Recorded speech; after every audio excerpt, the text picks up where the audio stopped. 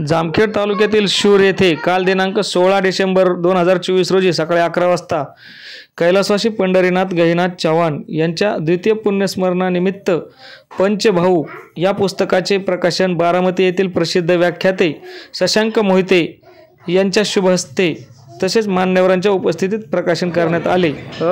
यावेळी हबप बाळासाहेब गाडे महाराज यांचे प्रवचन झाले।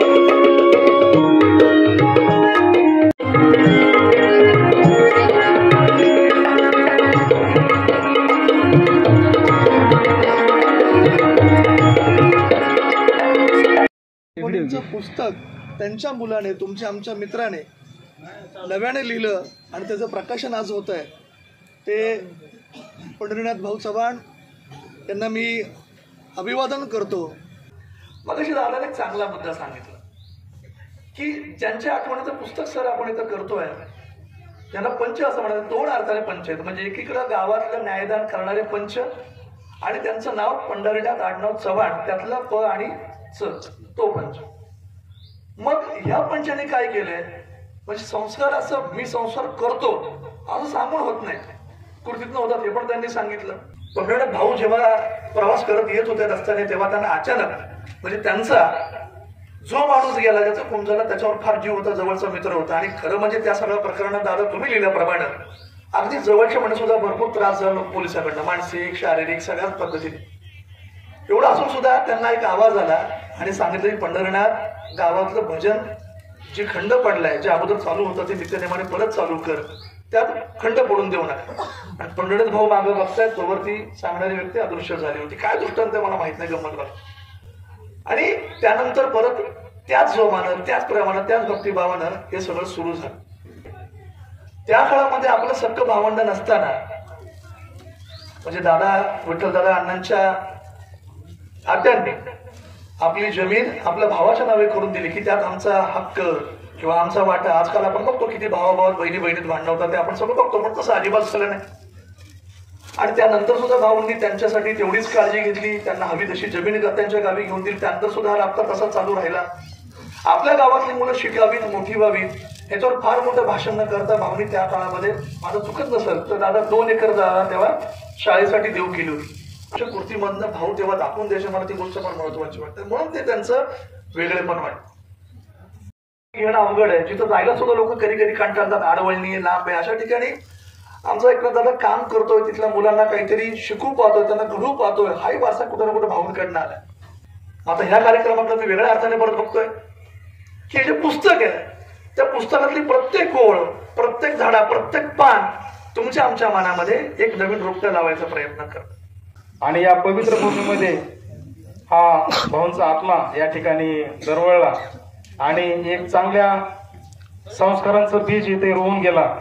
आणि ह्याचं आज आपल्याला साक्षात इथं दिसतंय की सर्व समाजातले अतिशय थोर आणि कष्टकरी माणसं आनंदाने या ठिकाणी आलेले आहेत। आम्ही ज्या ज्या वेळेस या ठिकाणी आलो कुटुंबच एवढं प्रेमळ आहे की कुणीही येऊ येते या ठिकाणी चहा पाणी जेवण त्याची असलेली विचारपूस आणि जे काही काम असेल ते तडीस पार पाडण्यासाठी या सगळ्याच भावंडांची धडपड। म्हणून यांच्यावरती कशा प्रकारचे या तिन्हीचारी आणि त्या ताई सुद्धा आहेत यांच्यावर कशा प्रकारचे संस्कार या दोन्ही माता पित्यांनी केले असतील याची प्रचिती या ठिकाणी आपल्याला दिसून येते। सुद्धा आमच्या वडिलांसाठी आसक्त झालो आणि आम्ही सुद्धा आमच्या आईला तर कोणी पण प्रेम देतं आई कधी पण आपल्याला जवळ घेते, किती म्हातारी असते आई तरी ये म्हणते बस इथं म्हणते पाणी पी हे कर। पण वडिलांचं प्रेम आमचं इतकं वाढलं की वडिलांना सुद्धा आमच्या ती प्रचिती आली की आपलं म्हणजे खूप जवळीकता या ठिकाणी मुलांची आणि आपली, कारण आपण शिकायला बाहेर असतो जास्त प्रेम वडिलांचं राहत नाही, फक्त पैसे खर्चायला आल्यावर तेवढ्या पुरती भेट, वडील आपले कामात आम्ही आपले म्हणजे शिक्षणात। आणि आता या वयामध्ये एवढी माता पित्यांची भक्ती वाढली आणि हे झालं हे म्हणजे याची प्रचिती आहे।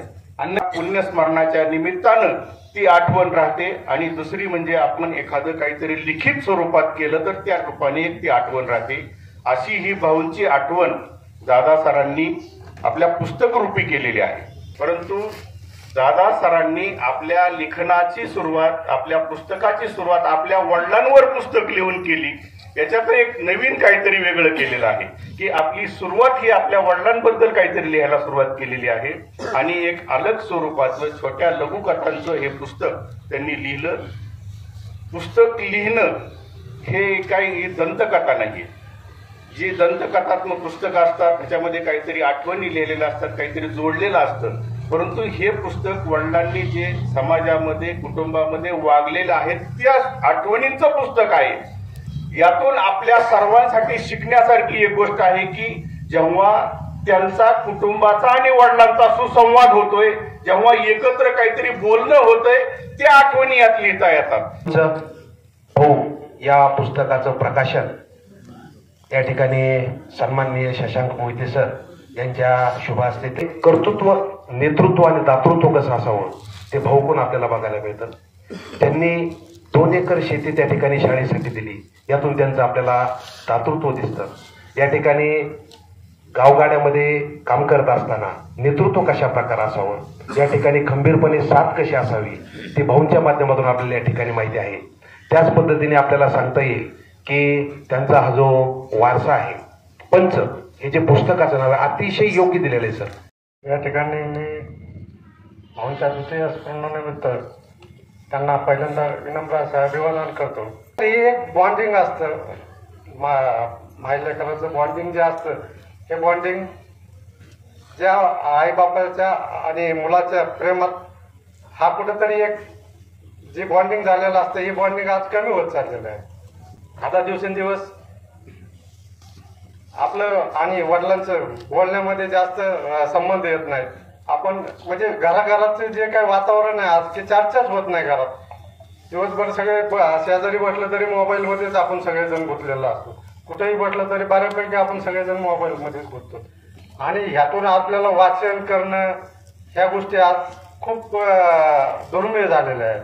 त्यातूनही तुम्ही सवड काढून या ठिकाणी आपल्या वडिलांच्या वर आपले वडील जसे वागलेत, जसे जगलेत, ह्याच्यावर आपण हे चांगलं असं पंच असं नावाने या ठिकाणी चांगलं असं पुस्तक लिहिलेलं आहे.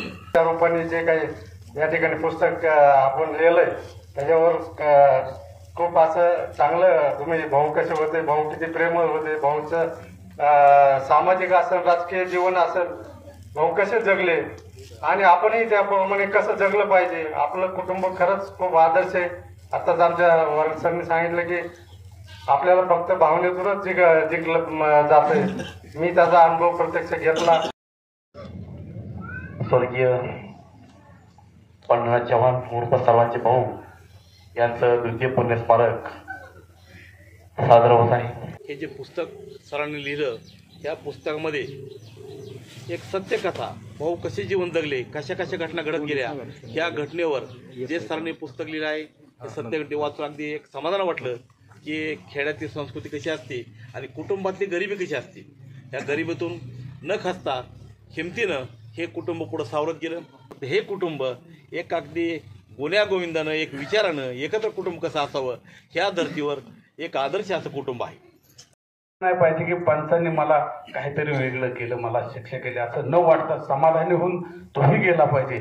असे पंच पूर्वी गावगाव असायचे आणि असे पंच या ठिकाणी चव्हाण कुटुंबातले त्यांना पंढरीनाथच म्हणायचे. खरं तर परमेश्वराला सगळेच मानणारे माणसं वेगवेगळ्या पद्धतीने मानतात, पण त्या परमेश्वराच्या अस्तित्वाला जर आपण मानत असलो तर आपल्यातही एक विठ्ठलाचा सारखा पंच असावा याची भूमिका प्रत्येकाची असते. निश्चित या भूमिकेतून आपण भाऊकडं पाहावं. कार्यक्रमाचे अध्यक्ष खरं तर भाऊंचा सन्मान केला भास्कर भाऊंला अध्यक्ष करून. दुहेरी कार्यक्रम आहे, भाऊंचं पुण्यस्मरण आहे आणि दादा सरांनी लिहिलेलं पंच या पुस्तकाचं प्रकाशन आहे. ते प्रकाशनाचं बोर्ड वाचला म्हणजे त्या आईच्या हस्ते प्रकाशन आहे. म्हणजे सन्मान कसा करायचा तर या कुटुंबाकडून खरं तर आमच्यासारखे 150 आणि पुढारी झाले आता आणि गावगाडाच संपून गेला. पूर्वी गावगाड्याला फार महत्त्व होतं.